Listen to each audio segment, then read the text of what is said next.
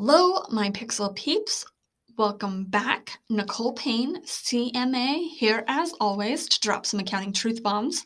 And today is the next installment on our Accountantese series. Try saying that 5 times fast. Just saying it's a tongue twister, but I digress. Anyway, today's topic is one that is not so much accounting specific, but it is general business lingo, and we use it in our office semi-frequently. So I just wanted to get it out there because honestly, I'm a little bit embarrassed to admit that I was a fourth-year accounting student, and I was in my operations management class. And one day, my professor started throwing out this term. I had no idea what he was talking about. It wasn't present in any of our reading up to that point. I was so confused when he kept saying it over and over and over again that I think I wrote it down 4 or 5 different ways. And it wasn't until I was doing the reading for the next class that I came across key performance indicators. And I realized that all along he was saying KPI, meaning key performance indicators. So what is a KPI? What is a key performance indicator? These aren't necessarily financial milestones, but they are different ratios and different ways of measuring your financial health, your overall business health, and your milestones towards reaching your overarching goals for your business growth. So like I said, they're not always tied to financial measures, but they can be, depending on what your goals are. I should also note that because these are ways of benchmarking your company, they usually tend to be very, very industry specific. There are hundreds of thousands of ways of measuring your business growth and all of those wonderful things that we want to measure as a company. But they're going to be very granular and specific to what your goals are and what industry you're in.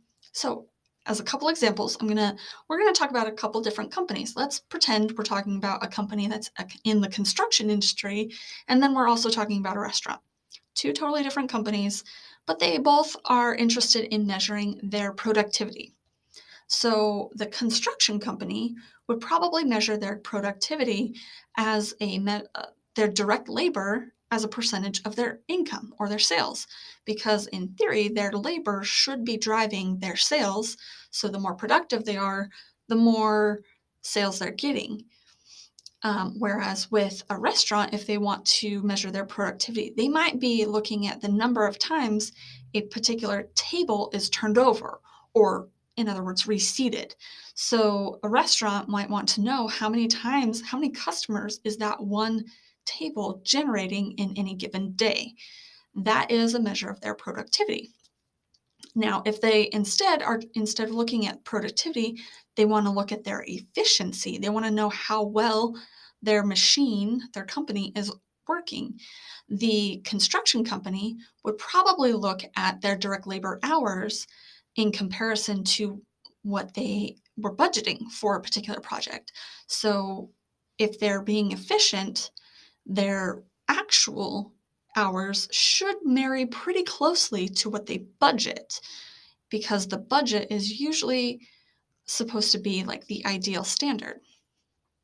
Now, for a restaurant, instead of measuring labor hours or their table turnover, they might look at their spoilage costs, or the amount of times a meal has to be sent back into the kitchen. Those would be ways of knowing how efficient their restaurant is operating.